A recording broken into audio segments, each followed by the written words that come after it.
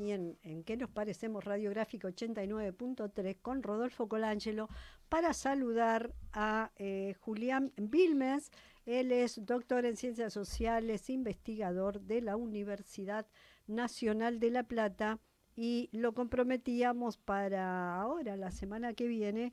Ellos van a desarrollar algo que vienen preparando ya desde hace algunos meses y hemos dado cuenta aquí de ello, de el segundo Congreso de Pensamiento Nacional Latinoamericano que se va a realizar allí en La Plata entre el 29 y el 31 de mayo, la semana próxima. Julián, buenas tardes. Vivian Elem, Rodolfo Colangelo te saludan. ¿Cómo estás? Y muchas gracias por atendernos. Buenas tardes, Vivian y Rodolfo, un gusto, gracias por la comunicación. No, a ustedes, bueno, ¿cómo vienen los preparativos vi el programa ahí extensísimo, panelistas con ponencias de sobra para todos los gustos, desde teología hasta pensamiento nacional? Bueno, está todo bajo esa carpa, ¿no? Del pensamiento nacional latinoamericano. ¿Cómo están preparados? Sí, como vos decís, por suerte llegó un montón tuvo muy buena recepción y llegó un montón de propuestas, de ponencias, de talleres, simposios, paneles, así que va a ser un evento muy grande. De hecho, estoy viendo acá el programa general que lo estamos terminando de definir ya con todo lo logístico y son 26 páginas de un programa enorme. No teníamos dimensión de que iba a ser tan grande, así que por suerte estamos muy contentos, porque es, como vos decís, hay un amplio abanico que va desde geopolítica y relaciones internacionales, cuestiones de educación y epistemología, de salud, de filosofía, historia de las ideas, arte, cultura y estética, teología, así que es amplísimo los temas, los problemas, las cuestiones que se van a estar trabajando, discutiendo en este Congreso, todo bajo, como vos decís, este paraguas o este espíritu de el pensamiento nacional latinoamericano.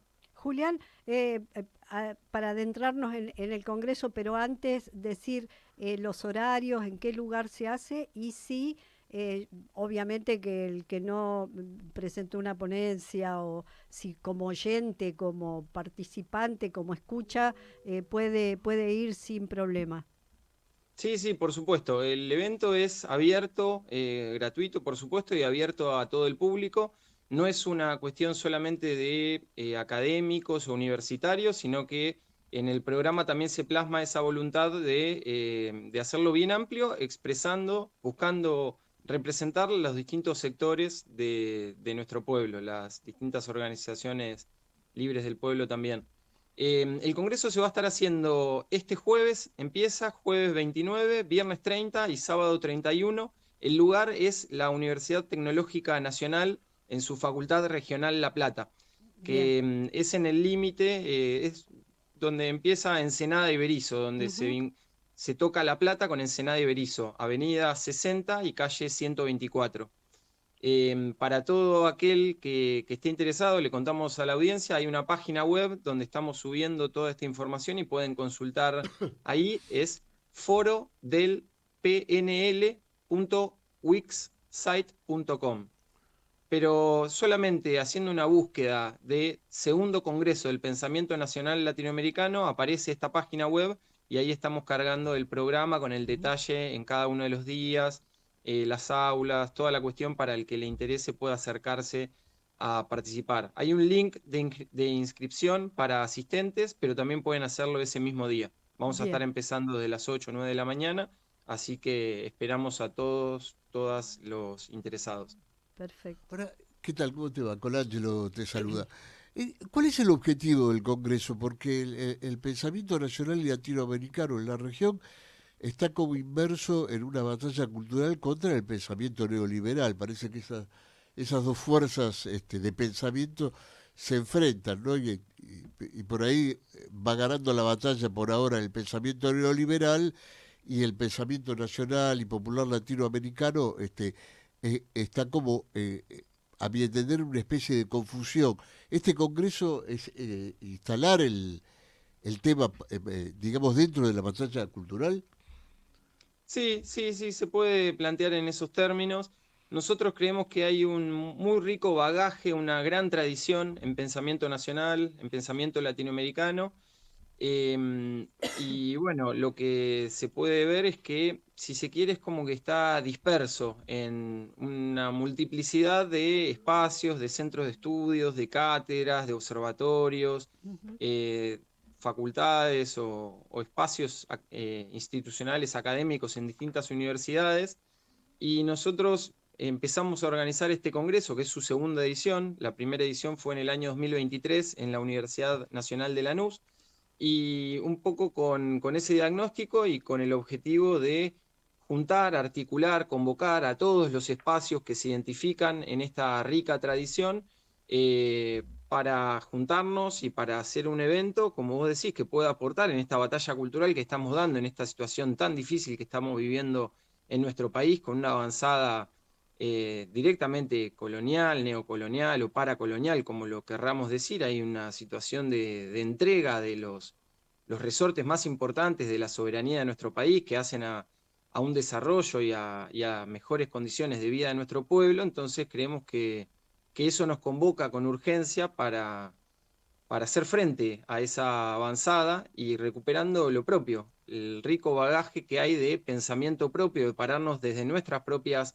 latitudes para pensar los grandes temas, problemas de nuestro mundo hoy en día. No, no a modo folclórico, solamente para pensar en el pasado, en cómo se ha conformado esa tradición del pensamiento nacional, por ejemplo, en el pasado, sino cómo se pueden pensar los grandes desafíos que tiene nuestro pueblo y nuestra nación hoy en día, en este contexto tan difícil, en un mundo muy convulsionado, muy cambiante, y con esta avanzada que estamos viviendo en el mundo occidental, occidentalizado, y que en Argentina estamos siendo un caballito de batalla y un experimento de cómo las élites del poder mundial pueden hacer avanzar sus proyectos más ultra y más reaccionarios de destrucción de todo lo que sea público, común, en función de entronizar intereses muy concentrados, que son los que se están beneficiando con las políticas que se están llevando adelante en nuestro país hoy en día. Julián, bueno, vos sos de una generación joven, o lo que se dice joven, digamos, serías la generación, la transversalidad y esta nueva generación que tienen la misión de sacar al país en la situación en la que está, pavada de responsabilidad tienen. Pero hablando de batallas cultural, lo que uno escucha normalmente, por ejemplo, y desde los sectores que se les adjudican al peronismo, decir, bueno, basta de hablar de Perón, basta de... Pareciera ser que hace poco leía una nota donde todo el tema estaba basado en cómo ganábamos o cómo aprendíamos a manejar para dar esta batalla cultural que de contenidos proponía poco a través de las redes. Digamos, ¿hay algo de eso a tu entender? Que bueno, que esta historia, esta identidad cultural nuestra se evaporó, caducó y ya tenemos que empezar de cero. Digo, ¿qué es lo que se propone?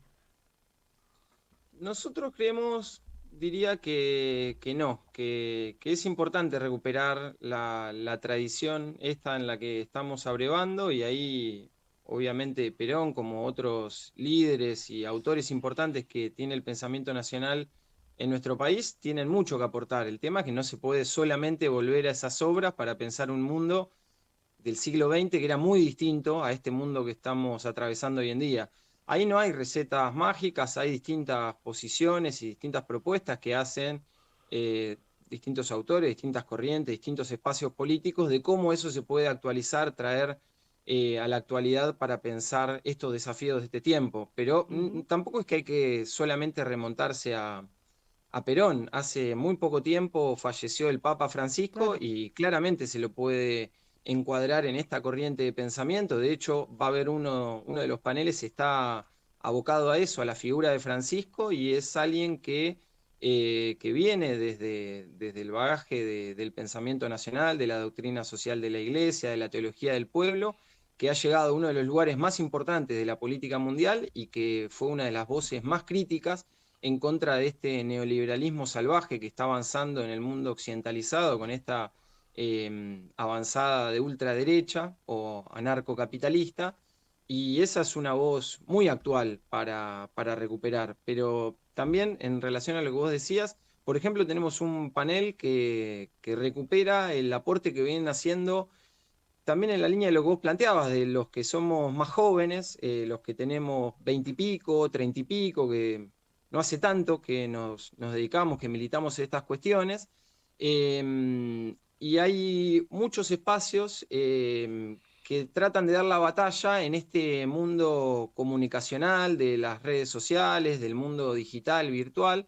Y entonces tenemos un panel de el pensamiento nacional en la era digital. Es otra de los campos donde se dan la batalla y con formas muy novedosas, creemos nosotros, con las nuevas tecnologías, con nuevos soportes y nuevos registros, pero claramente abrevando en ese espíritu. Lo que pasa es que, bueno, cada cual también le da su impronta, articulando, mechando con autores, con corrientes, con ideas que también son más actuales, más contemporáneas y de otras latitudes, pero siempre con este punto de vista, pensado desde acá en función de los propios intereses nacionales. Ujú. Yo el otro día decía que durante los años, digo, en el contexto de la ley de medios, en el 2009, 2010, 2019. pero que básicamente entre el 2011 y el 2014 se había hablado o se había abierto un debate bastante interesante, federal además, sobre los contenidos, ¿no? Que la batalla que se nos venía para la implementación, además de la ley de medios, era cómo ganar con los contenidos. Cosa que si vemos hoy las plataformas, ¿no? Y no solo las plataformas, sino las redes sociales, creo que nos han ganado o que han ganado al espacio del pensamiento nacional latinoamericano, han ganado en contenido y este espacio ha quedado retrasado. Por eso pregunto siempre en el tema de los contenidos. Digo, no me importa el formato, creo que todo vale en cuestión de transmitir una idea, un mensaje, etcétera, etcétera. Pero que bueno, que los contenidos no sabemos muy bien cuáles son. Digo, ahí es donde pienso a veces cómo discutimos las redes, porque he participado de algunos encuentros sobre las redes sociales y los jóvenes o distintas generaciones plantean mucho sobre la necesidad del TikTok, yo digo, pero ¿y para qué? ¿No? ¿Cuál sería el contenido? ¿Cómo se trabajan esos contenidos? ¿Cómo crees que se debe trabajar esa historia, esa identidad y esa cultura nuestra, latinoamericana, si querés, eh, a través de los contenidos en las redes, donde está bastante ausente? Yo diría que sí, en términos generales se ve que las plataformas y las redes sociales en este último tiempo tuvieron un cambio de carácter y claramente están embanderándose cada vez más con una orientación política muy conservadora y muy reaccionaria. Se lo ve en el rol que han tenido los principales dueños de esas plataformas, en su alineamiento con Trump y con esa agenda neorreaccionaria desde Estados Unidos. Sin embargo, también lo que nosotros venimos viendo en distintos espacios en los que nos movemos, en los que actuamos, desarrollamos nuestra labor y nuestra profesión, es una oleada también o sea, bien nacional, en distintas páginas, en distintos jóvenes que tienen mucha llegada, o sea, en términos de las redes se le podría decir que pueden estar cumpliendo un lugar de influencers, si se quiere, pero con un perfil muy distinto, en el sentido de la llegada, de la recepción Ujú. fuerte y creciente que están teniendo y con un lugar fuerte para los temas de soberanía.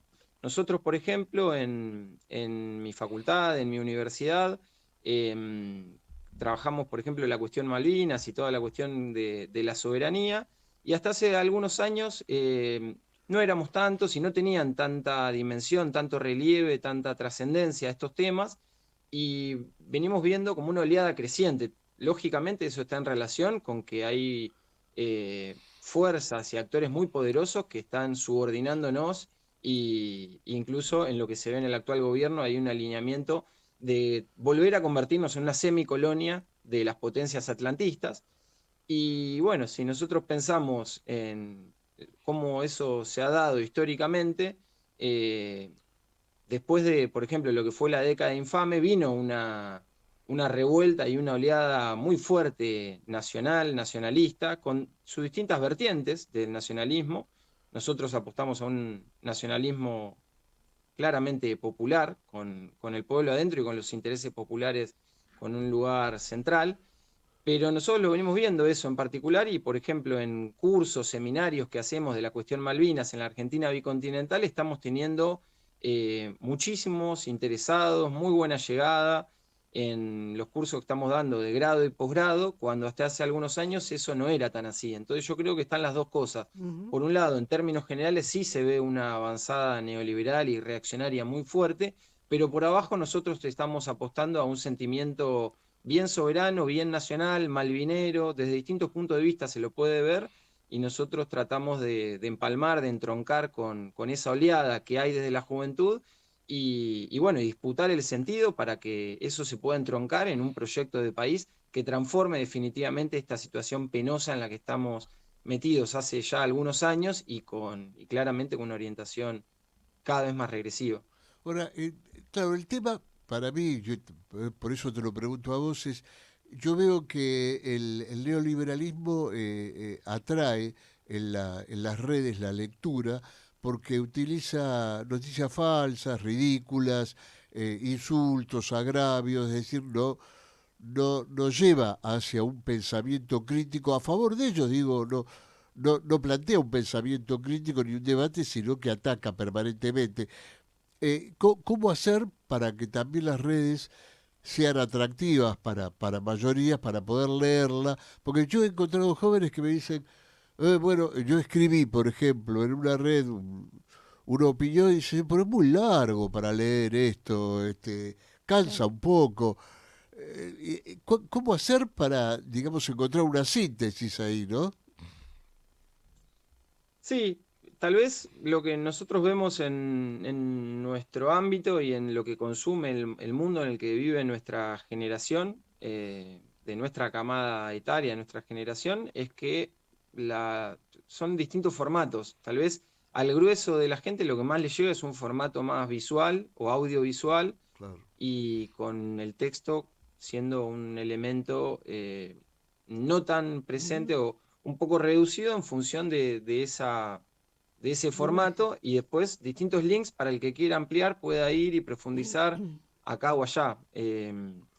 Tal vez sí, a comparación de camadas anteriores, es todo mucho más instantáneo, los tiempos son más vertiginosos, estamos atacados por una sobreinformación y por una inmensidad de estímulos, y donde esto del multitasking, donde uno está haciendo muchas cosas a la vez, dificulta lo que tiene que ver con la lectura atenta, profunda y de textos que pueden ser largos. Entonces, yo creo que hay que prestarle atención a las grandes tendencias y pensar contenidos en función de esas tendencias, pero donde uno también las disputa, las discute, un poco en los ámbitos, en los espacios en los que nos movemos. Algo de eso tratamos de alguna manera de hacer, y bueno, donde lo textual, lo audiovisual son algunos de los formatos, otro es este, el que estamos haciendo acá, a través de la palabra y a través de una comunicación. Entonces, sí, hay que prestarle atención a esa diversidad que se está planteando, pero además no puede quedar solamente en la cuestión de las redes, también hay que organizar espacios bien concretos, espacios de formación, charlas, seminarios, talleres, debates, donde se trabajen distintos temas y donde este tipo de temáticas y el pensamiento nacional, en este caso que de lo que estamos hablando, desde la arista de la temática que cada uno lo trabaje, lo aborde, hay que ir y trabajarlo en persona y a través de una militancia más cara a cara. Así que yo creo que todo eso tiene que convivir. Eh, sí, creo que la militancia o los sectores interesados en la búsqueda de nuevas formas o cómo salir, creo que está, ¿no? Que también falta un poco crear los medios o crear el ámbito para dar estos debates, por eso bienvenidos los congresos, los talleres, los seminarios, las charlas, inclusive los streaming, porque también hay muchos del espacio, de tu espacio, en el que uno sigue personalmente lo del Papa Francisco, digo, hay una, o el tema de la teología, entonces hay lugares, y creo que también cuando buscas o aparecen encuestas o aparecen reflexiones, donde la cultura nacional y popular está más incorporada de lo que nosotros creemos, digamos, ¿no? Y que por ahí quedamos envueltos o atrapados en este derrotismo de que nos han vencido en todos los sentidos, ¿no? Bueno, el Eternauta creo que es un disparador, digo, donde Sí. aparecen conceptos que uno cree que están perdidos y están ahí. Es decir, o sea que la memoria colectiva está. Simplemente hay que ponerla en debate.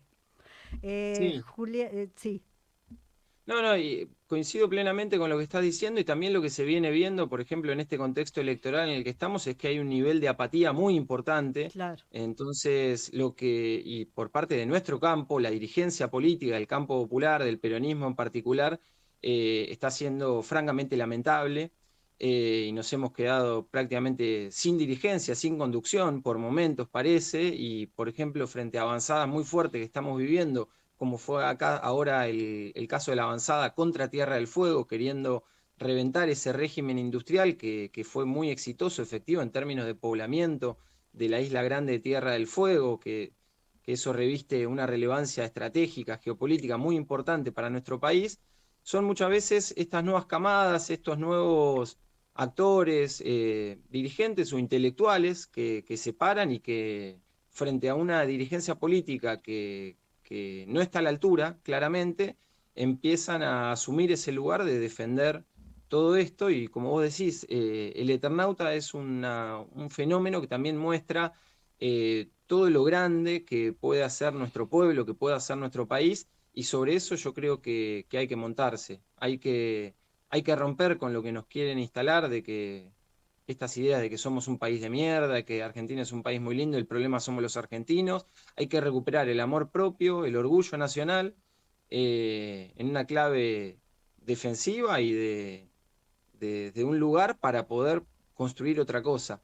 Y no solamente en términos de recuperar un pensamiento, sino que una de las tareas que nos convoca para este Congreso es volver a pensar qué proyecto de país puede recuperar los senderos de nuestra patria, de nuestro pueblo, para dejar de lado esta página nefasta que estamos viviendo de nuestra historia, pero que no puede ser como el último gobierno del Frente de Todos, con la inmensidad de cavilaciones, de oscilaciones, de internas que hemos tenido, y es algo que todavía no está claro. ¿Cuál es el proyecto de país que el campo popular, que el movimiento nacional y popular le está planteando a nuestro pueblo? Entonces es una tarea urgente que tenemos y que este Congreso de alguna manera quiere aportar a esa definición y al encuentro de gente que nos convocan las mismas problemáticas para delinear, diagramar, empezar a caminar ese proyecto nacional que tenemos que proponerle a nuestro pueblo para volver a enamorarlo. Julián Vilme, muchísimas gracias por atendernos. Todo lo mejor para el Congreso. De hecho, de acá convocamos que es el 29, 30 y 31 de mayo, allí en la Universidad Tecnológica Regional La Plata. Entren a la página Segundo Congreso en Pensamiento Nacional Latinoamericano. Seguramente ahí dirá cómo llegar, si se va desde otro lugar. Y bueno, que tengan muchísima concurrencia, ojalá se produzcan los debates y que nos mantengan informados de qué concluye desde ese Congreso.